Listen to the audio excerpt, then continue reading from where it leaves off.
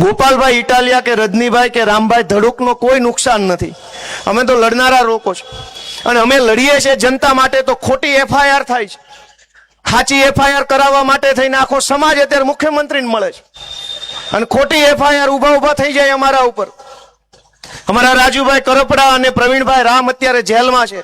શું કામ? તો કે ખેડૂતો માટે અવાજ ઉઠાવ્યો એટલે.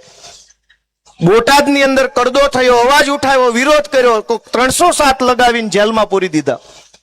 વિસાવદરની અંદર ટેકાના ભાવે મગફળી ખરીદીમાં ખેડૂતો પાસેથી પૈસા માંગતા હતા. અમને ખબર પડી, મેં હરેશભાઈને ત્યાં અવાજ ઉઠાવવા વિરોધ કરવા મોકલ્યા. હરેશભાઈ ઉપર 307 લગાવીને અત્યારે જેલમાં પૂર્યા જુનાગઢની. જે માણસ બોલે એની ઉપર એફઆઈઆર, જેલમાં પૂરી દો.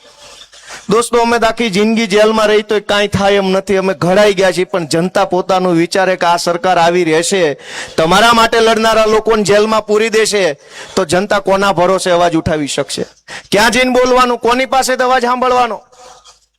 અને કેવી રીતે સરકારી તંત્રનો ભયંકર ખોટો દુરુપયોગ થાય છે એનો દાખલો તમને લાઈવ સંભળાવો હમણાં. એટલી હદે ખોટું થઈ રહ્યું છે કે કોઈ કહેનારું નથી, કોઈ પૂછનારું નથી, કોઈ જોનારું નથી. બધા હિન્દુ મુસલમાન ભાજપ, હિન્દુ મુસલમાન ભાજપ, બટન દબાવો કરો, ભલે જે થવું હોય.